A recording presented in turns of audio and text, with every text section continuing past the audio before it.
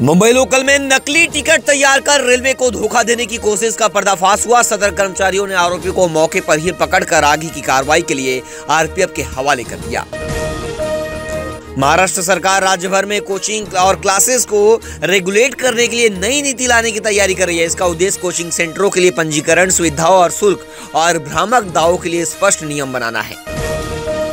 Dahisar toll नाके की shifting में विरोध बना अड़ंगा। अब सरकार ने बदली रणनीति। दहीसर टोल नाके को एआई यानी आर्टिफिशियल इंटेलिजेंस से लैस किया जाएगा ताकि यहां से गुजरने वाले वाहनों को वेटिंग टाइम घटे।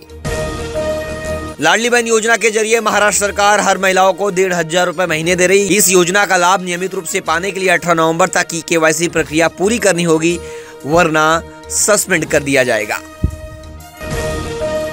दिल्ली ब्लास्ट जांच में खुलासा हुआ कि आतंकी 6 दिसंबर को 32 कारों में बम लगाकर सीरियल धमाका करना चाहते थे। अब तक 3 कारें बरामद हुई। 10 नवंबर के ब्लास्ट में 13 मौतें और 20 घायल हुए। कांग्रेस नेता विजय वडेट्टीवार ने दावा किया कि अजित पवार जल्दी सत्ता से बाहर हो सकते हैं। उन्होंने चुनाव आयोग से तकनीकी गड़बड़ियों से बचने के लिए भौतिक नामांकन स्वीकार करने की मांग भी की।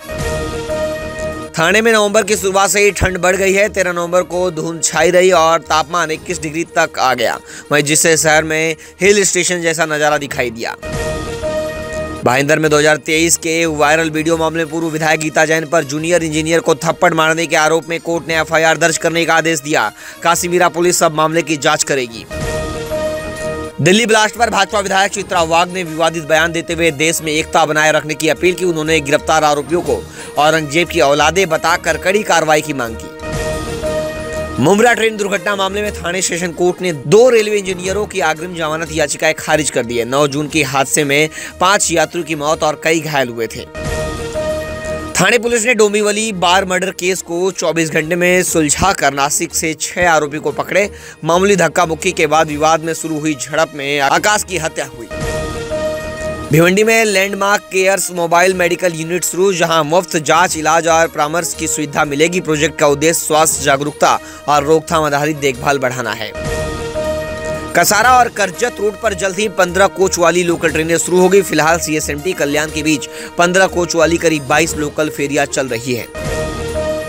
वसई विरार क्षेत्र में अब यात्रियों को 15 नवंबर से ऑटो रिक्शा में मीटर या शेयरिंग दोनों का विकल्प मिलेगा। अनधिकृत रिक्शा पर सख्त कार्रवाई होगी।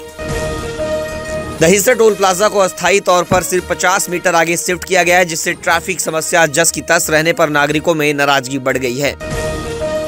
इस साल सोना 50,000 महंगा हुआ, वहीं चांदी 78,000 रुपए महंगी हुई। शेयर बाजार में आज फ्लैट कारोबार। सेंसेक्स 12 अंक चढ़कर 84,478 पर बंद, वहीं निफ्टी 3 अंक चढ़ा। एफएमसीजी, आईटी शेयर्स गिरे। बटेंगे तो कटेंगे नहीं, अब बटेंगे तो फटेंगे, ये इशारा हमें साफ मिल चुका है। दिल्ली के लाल किला परिसर में 10 नवंबर को कार ब्लास्ट हुआ।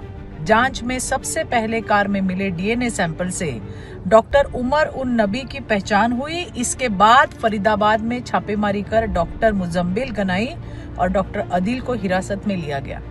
पूछताछ में एक शिक्षित व्हाइट कॉलर टेरर मॉड्यूल सामने आया, जिसका मकसद कई जगह पे सीरियल अटैक करना था और उन्हें विदेश से यू कासा नाम के हैंडलर से निर्देश मिल रहे थे।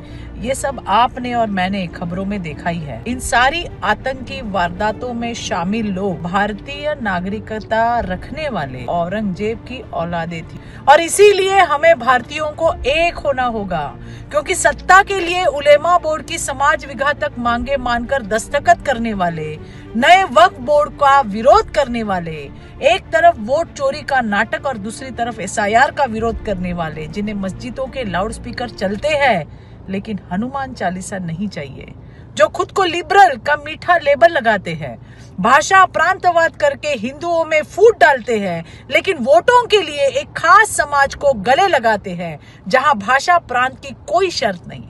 ऐसे लोगों से सावधान रहिए, क्योंकि अब बटेंगे तो कटेंगे नहीं, बटेंगे तो फटेंगे होगा। धन्यवाद। जय हिंद, जय महाराष्ट्र, जय भारत।